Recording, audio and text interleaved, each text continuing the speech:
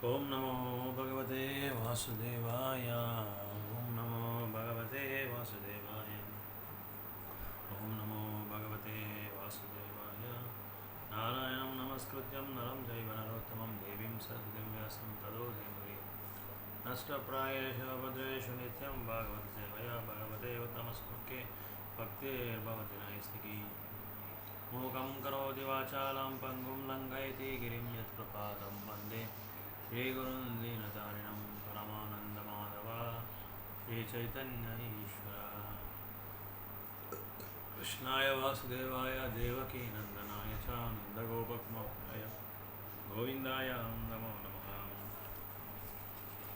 So, reading from Srimad Bagavatam, Canto 11, Chapter 3, text number 5, 6, 7. Liberation from the illusory energy. So, Gunair Gunansa Bunjana Atma Pradyotitai Prabhuhu Manya Mana Idam Srishtam Atmanam Iha Sajjate. So, here the individual living being, the master of the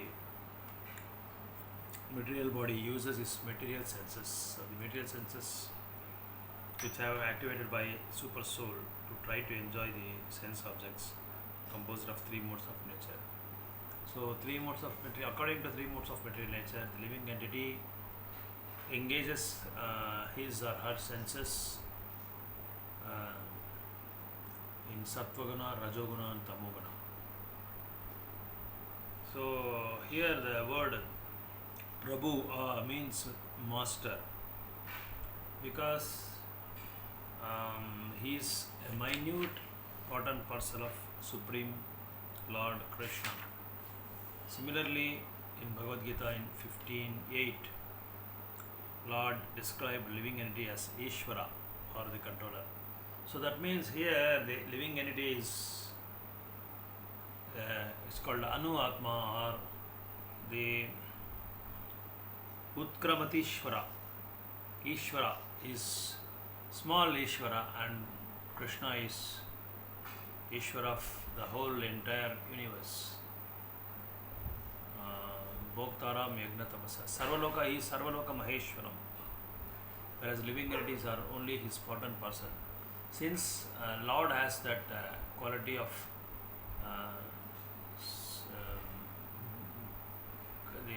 has the quality of controlling capacities, the living entity also has the same quality, because he is from the same source, from Lord. So he is also Ishvara, but to the very limited extent, to the very negligible extent, to the negligible limits. So here in 15.8, Krishna says that a living entity in the material world carries his various conceptions of life from one body to another body, like how the life, like air carries the aroma from one body to another body.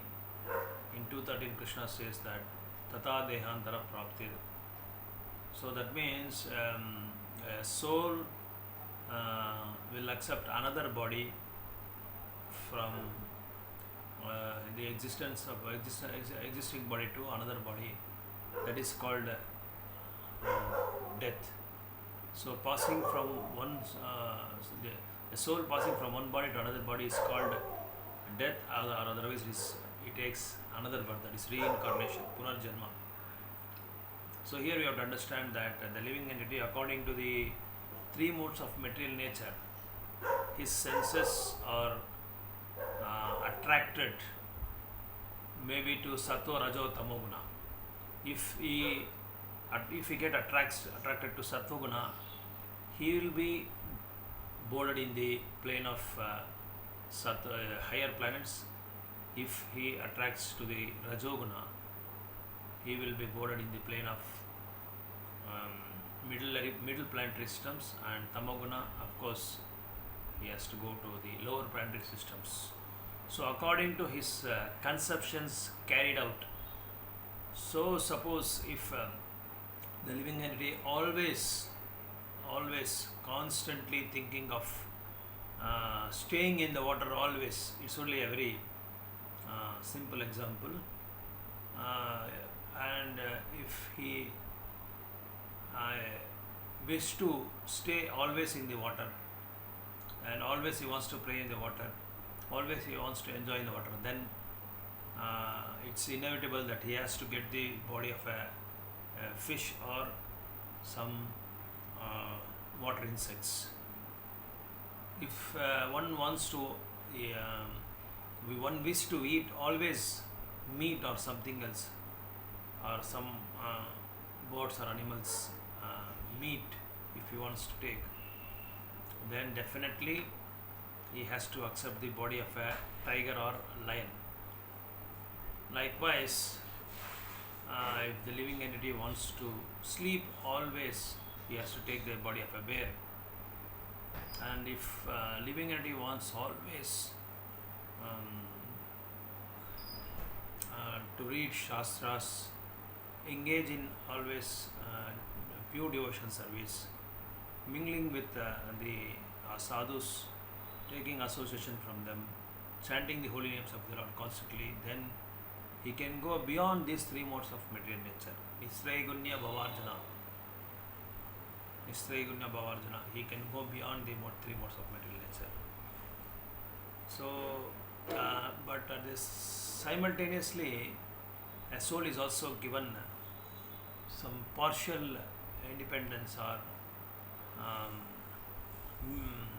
a small portion of swecha is given to the living entity, so that he can choose or he can select which part of the body is going to take, and what are the thoughts he is going to accumulate in his previous life, and what sort of ideologies he is having in his mind, and how he is going to present it, and how he is going to execute or implement in his previous life. Based on that, he gets the next birth.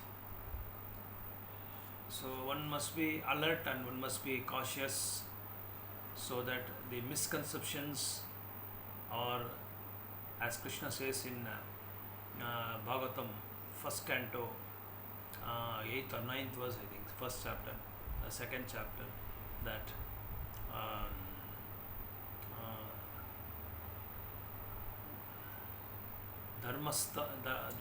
dharmasthanustita pumsha vishwasena katashana. So one must execute his duties, or lead the life that should, or lead the life, or engage his services, so that it should get, so that the Supreme Personality of God, Vasudeva, should get attracted. It should be Vishwasena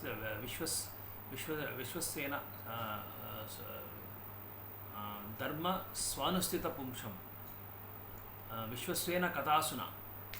So that one should attract the Supreme Personality of God. Then he can surpass all these material senses.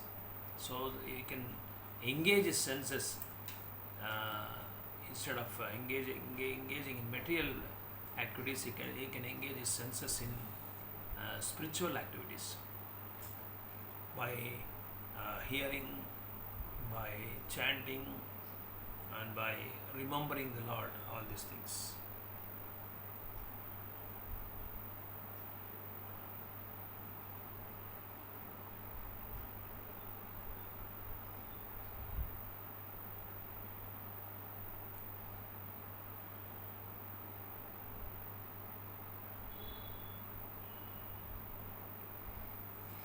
So Srila Jaya Goswami has quoted from the verse Srimad Bhagavatam, that 9.468, Sadhavo hrudayam mahyam sadhunam hrudayam tvaham madanyat te na jananti naham tebhyo managapi. The pure devotee, here this verse says that the pure devotee always stays in the heart of Lord, and the Lord is also always stays in the hearts of pure devotees. And for the Lord, the pure devotees are the great asset, and for the devotees, the Krishna is the great asset for them. Vishnu Chakravarti also explains about the word Prabhu also maybe may also be understood as follows. Pra means prakarshena or excessively, and Bhu means bhavati or taking birth. Prabhu also means taking birth in short. Thus Prabhu indicates prakarshena deva tirya adishu bhavati sa, or repeatedly taking birth among the demigods, animals, human beings and other forms of life. That is one more meaning of the word Prabhu, means taking rebirth, repeatedly taking birth in the forms of among the in the birth among the demigods, human beings and other animals and other forms of life. The sixth chapter, sixth verse says that Karmani karmabhi kurvan sa nimittani dehabrut tat tat karma phalam grunan bharmaita suketaram. Translation: impelled by deep-rooted material desires, the embodied living entity engages his active sense organs in fruitive activities. He then experiences the results of his material actions by wandering throughout his world in so-called happiness and distress.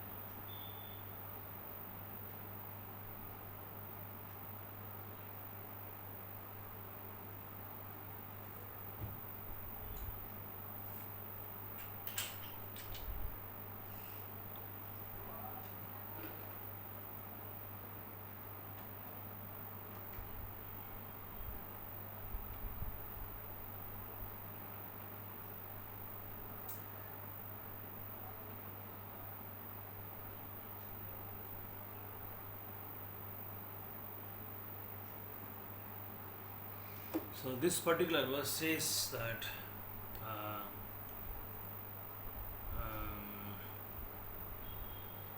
a soul who is impelled by deeply rooted material desires, the embodied living entity engages his active sense organs in fruitive activities.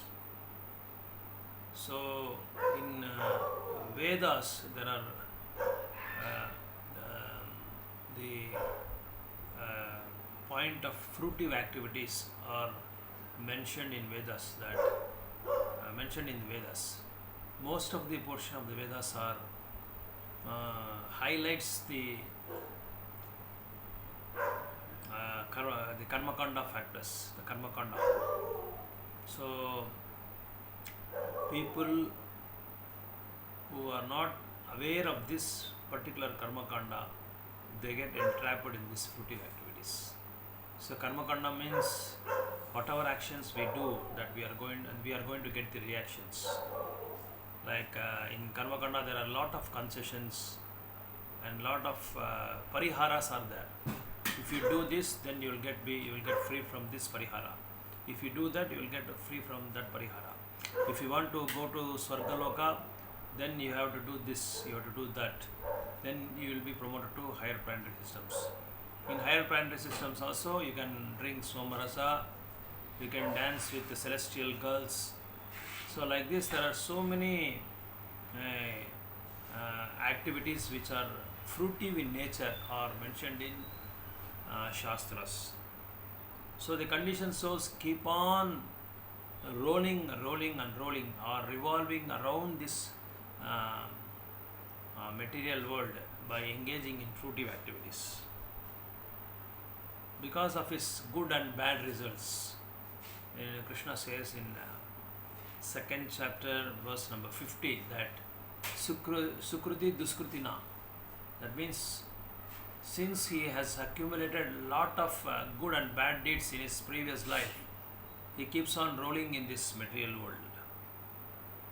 and is forced, or is inevitably the soul has to um, face the consequences or accept the um, consequences due to his accumulation of good and bad results. For example, if the person has planned to go to a particular city from his own hometown to another city, so he will land up in his he will board on his plane. So after boarding in the plane, he cannot make he cannot change his decisions. No, I don't want to go to that city, my destination. I want to get down. No, once the plane takes off, he has to accept whatever the conditions applied to him by the authorities, by the airline authorities, because he has landed up. And once the plane takes off, he can have exchanges with other co-passengers, or he may face some troubles with co-passengers, or he may think that my decision is wrong. I have to get down from this plane. I have to get down from the plane. No, he cannot get down from the plane once he takes off, because he has accepted all those. He has to accept the miseries or happiness after accepting the birth, after accepting the another birth, because he has already done all these good and bad deeds in his previous life.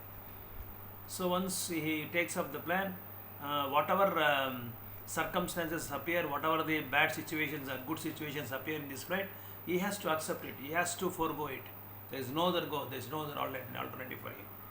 Similarly, if once he accepts another body, whatever the good and bad he has done in his previous birth, he has to forego. He has to face all those consequences.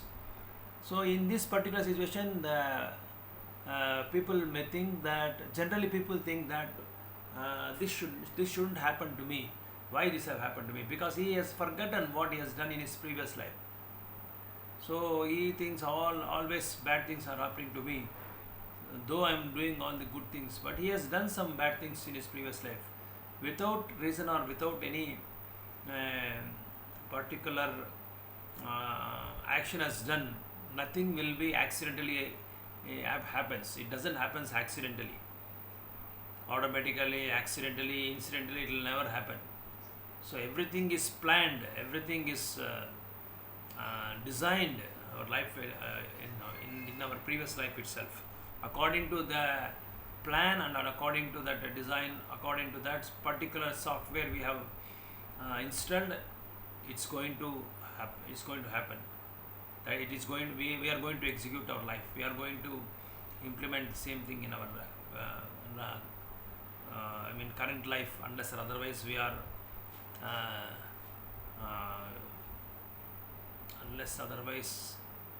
if any Vaishnava or devotee shows his compassion on us, so that we can deliver from this ignorance or from this material world.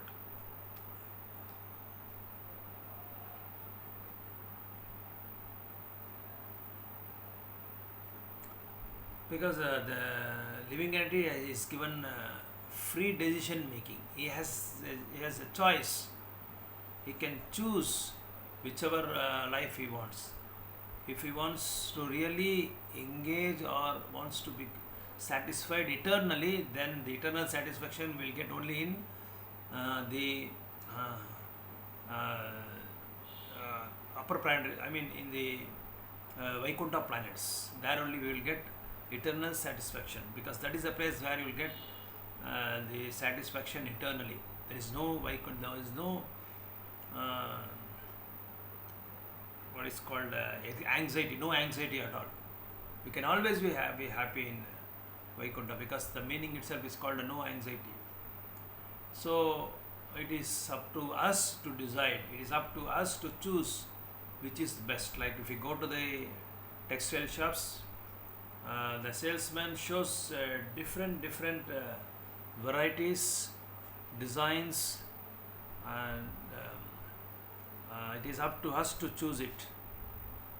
So we may choose a better cloth, we may choose a good cloth, or we may choose a um, cloth which is not at all suit for us.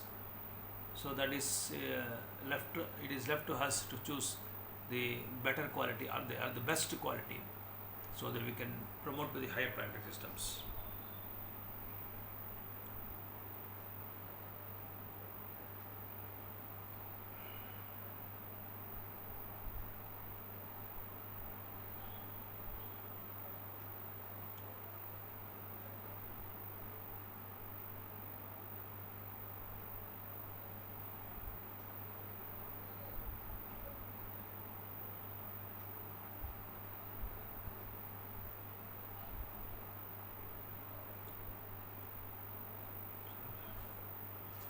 So the Vishwanath Chakravarti Thakur also points out an important point here. The influence of Maya is so strong that even the condition, even in a hellish condition, the proud condition shows things that he is enjoying life. Even in this material world also, we are facing so many miseries. Our condition is so miserable. Our condition is so abominable, but still we are feeling and we are thinking that I am having a very good life. I am always happy. No miseries for me. No sadness for me. I am living in a very comfortable life. There is nobody is disturbing me. Everything is fine to me. In spite of his so many disturbances, in spite of so many reversal in his life, but still the conditioned soul thinks that he is enjoying the life. That's his illusion. That is our illusion. Text 7th. Itam karma gatir gachan bahvu abhadra vaha puman adbhuta samplavat sarga pralayavasunute vasaha. Itam, in this way, karma gati, the destinations determined by his past activities. Gachan, obtaining. Bahu abhadra, much that is inauspicious. Vahaha, which involve. Puman, the living being. Puman. Adbhuta, abhuta samplavat, until the dissolution of the created universe. Sarga pralaya, birth and death. Ashnute, he experiences. Avasaha, helplessly. Translation purport given by Bhaktivedanta Srila Prabhupada. Thus the conditioned living entity is forced to experience repeated birth and death. Impelled by the reactions of his own activities, he helplessly wanders from one inauspicious situation to another, suffering from the moment of creation until the time of cosmic annihilation. According to Srila Madhvacharya, after hearing that living entity is repeatedly subject to birth and death within the material world, if one still considers such a helpless entity equal to God in all respects, one will surely fall into the darkest regions of the universe, from which he is difficult to rise. So this particular says about the conditioned living entity is forced to experience repeated birth and death, impelled by the reactions of his own activities. So a living entity is forced to get trapped in this repeated birth and death because of his activities he has done in his previous life. Because of that, he has to take birth again. He has to get caught in this cycle. So he helplessly wanders from one inauspicious situation to another, suffering from the moment of creation until the time of cosmic annihilation. So this particular verse says about till the annihilation happens, then the soul has to transfer from one inauspicious planet to another inauspicious planet till the annihilation, till the cosmic annihilation happens. So this happens in fact, according to Srimad Bhagavatam, that pralaya happens I think 3 times. One when Brahma takes birth and again he disappears. That time after his kalpa it happens, and then again when Brahma completes his full term of his life, 100 kalpas, then the pralaya happens. So like this, when the annihilation happens, then the living entity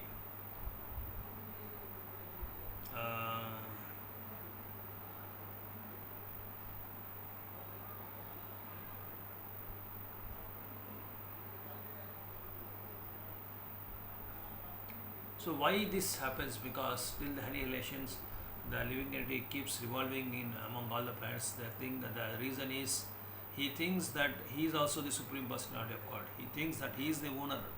He thinks that he is the Lord of all his service. Whatever things he serves, he is the Lord. So lording over material nature, Srila Prabhupada says a beautiful word always, lording over material nature. Because of this,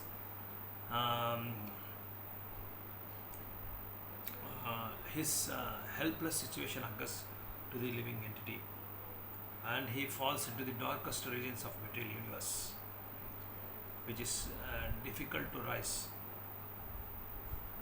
Sloka number 8.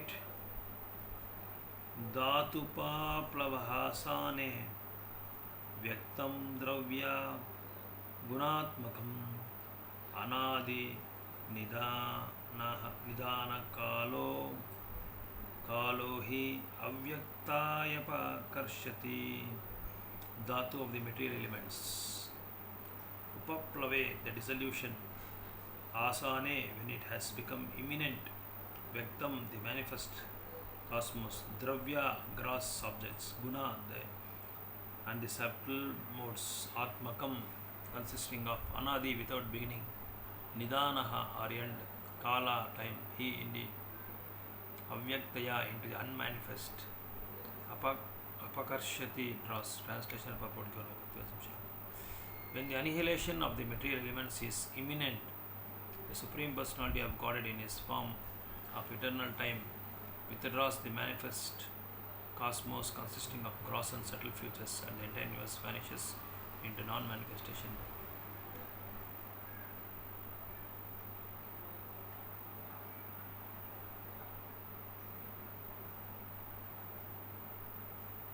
The third kind of Srimad Bhagavatam, Lord Kapila teaches that the material nature originally exists in an inert state of equilibrium called pradhana. When Lord Vishnu casts his potent glance in the form of kala or time, material interactions take place, culminating in the variegated creation of the material cosmos. In this verse, it is stated that at the end of universal time, the same kala that originally incited the female nature into manifestation again withdraws the cosmos into its original state of inert non-manifestation. According to Srila Bhaktisiddhanta Saraswati Thakur, the time potency itself, kala, is then withdrawn and it merges with the Supreme Soul, who manifests himself as the original cause of material nature. Anadir Adir Govinda Sarva Karana Karanam. Such technical arrangements for creation and annihilation, birth and death do not exist in the eternal spiritual kingdom of God. In the spiritual sky, the variegated spiritual enjoyment of the Lord and his devotees is not hampered by the inferior cycles of birth, maintenance and destruction found in the material world. So here the nature of the material world and the nature of the spiritual world is explained when the third kind of Bhagavatam, Lord Kapila teaches that the material nature originally exists in the inert state of equilibrium called pradhana. So here the Lord is the first creator and the second creator is Brahma. So the Lord creates the entire material universes in the form of Vishnu. So that is Mahavishnu expanded himself into the 3 different forms like Garbhodayaksha Vishnu, Karnodayaksha Vishnu and Kshirodayaksha Vishnu. So each particular Vishnu has his own nature of executing the uh, executing his duties. Like one particular Vishnu creates the entire material world. He just glances at the material world, and the material world get impregnates, and the whole material nature itself is considered to be the feminine in nature. So when the entire universe is annihilated, so everything will get merged into the body of Mahavishnu. So it's not happens in spiritual world. So there is no birth and death, there is no creation, there is no annihilation, maintenance, nothing is there in the spiritual world. It will always exist, it in the present, past, future, it will always be there. So that's the major difference between spiritual and the material world creation.